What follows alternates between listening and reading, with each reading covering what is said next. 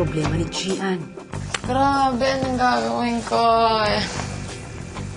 Pumuputok ang mga damit ko.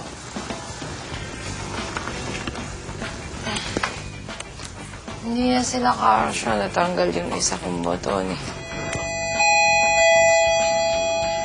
Handa na ba kayo? Saan po? Ngayon na ang oras Nang ano po?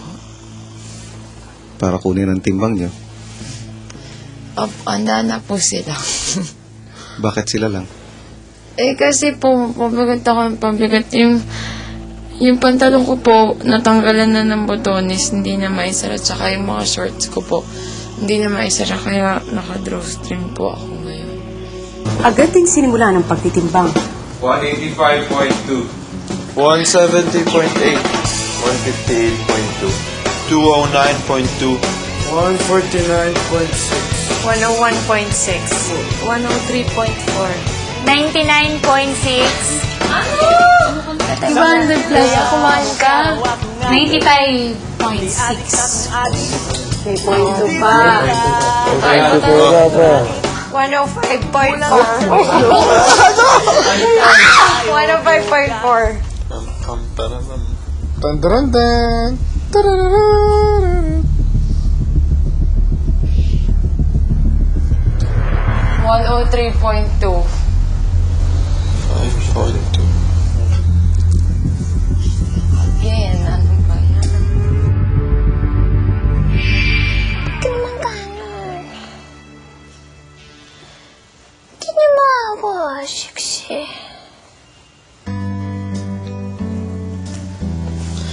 Sorry, Mela. Hindi ka naman nakalain.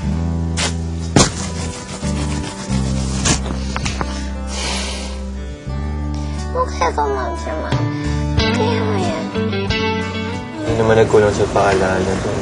Oo, yun. Yun yung sinasabi ko rin sa kanila. For example, tao bumoboto. Pag paalagaan niya yung mga taong bumoboto na yun na lang yung maging motivation niya. Big brother, bakit ganun? Wala kaming nomination. Ibig sabihin, lalabas na ako. Bakit ganun? Anong bakit gano'n? Yung hatol ko po, Ano ba sa tingin mo ang karapatang hatol? ano po, automatic nomination. Kasi po, kasi batigasan kami ng ulo ng mom ko. Ano po, Anong ibig sabihin ng patigasan kayo ng ulo?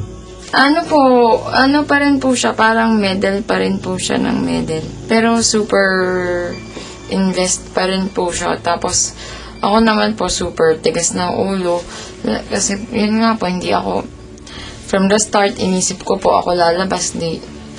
Ayan, andito pa rin po ako. At, ayan, nasusuway ko po yung 5-pound rule.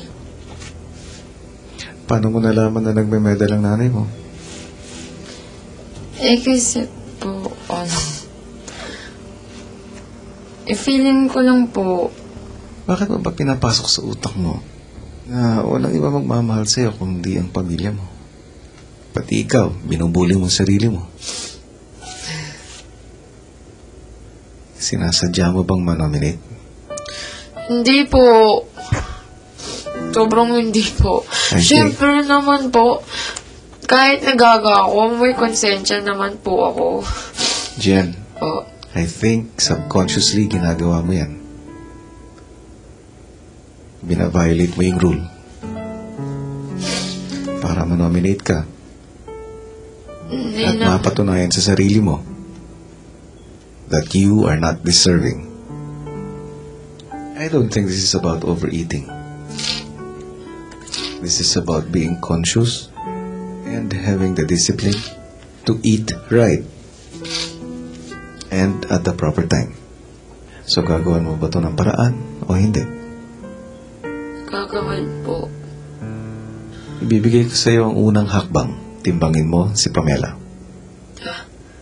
Bakit ka po dito? Bakit? Si Pamela. Timbangin mo si Pamela. Tapos, pag nakuha mo na ang timbang ni Pamela, bumalik ka kaagad dito sa confession room. 106.2 po. Gian, Po. ngayon, bitawan mo si Pamela. Ngayon, magtimbang ka ulit.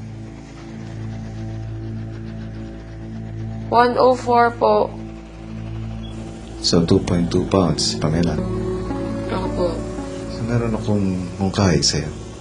Mababawasan ang nagain mong 5.4 sa pamamagitan ng timbang ni Pamela.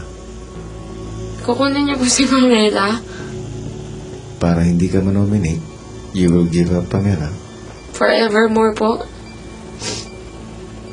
Pagkakatiwala mo siya sa isang bata na marahil ay nangangailangan din ng tulong ni Pamela.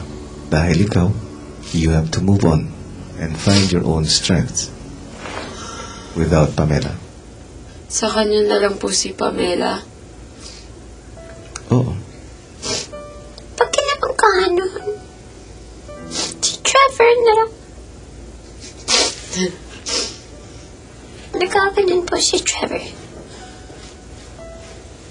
Hindi importante si Trevor sa mami Gian mo. Importante din ba playmate ko po yun eh. Bibigyan kita ng pagkakataon mag-isip. Nagigilty ako Don't you think sobra. it's time? No, he No? proposed something. He proposed something. Don't tell anyone yet. He told me naman na pwede ko sabihin. Huwag mo muna sabihin. Kasi di ba 5.4 ako? Yeah. Tinimbang si Pamela. Yeah. 2.2. Tatanggalin yung domination ko. In exchange for Pamela. Forevermore. Forever. The decision is hard. Yeah, for me, I was expecting na walang makakita sa akin because you don't have a Pamela. No, but I understand. 15. Hello. 15. That's why it's hard. Tatanggapin kaya ni Gian ang alok ni Kuya? I-give up ba niya si Pamela matanggal lamang ang kanyang automatic nomination pero maaari pa rin siyang ma-nominate ng ibang mga housemates? Napakabigat nga ng hinihingi ni Kuya dahil sa aral na gusto niyang ituro sa ating mga housemates. Hindi ito simpleng issue ng pagdagdag ng timbang kundi ang disiplina ng ating mga housemates sa kanilang mga sarili. Hello Philippines and hello world! Siguraduhin nyo ng komportable ang inyong pagkakaupo dahil hindi na kayo makakatayo sa sobrang siksik ng kwentuhan natin ngayong gabi. Pag-uusapan natin ang mga paghahandang ginagawa ni Bruce para sa Big Brother Swap at pupuntahan natin ang graduation nitong si Wendy. Sisimulan na rin ng mga housemates ang kanilang kakaibang weekly task.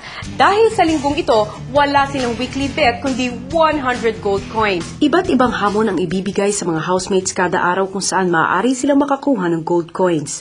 Sa pagtatapos ng linggo kapag nakakuha sila ng 60 or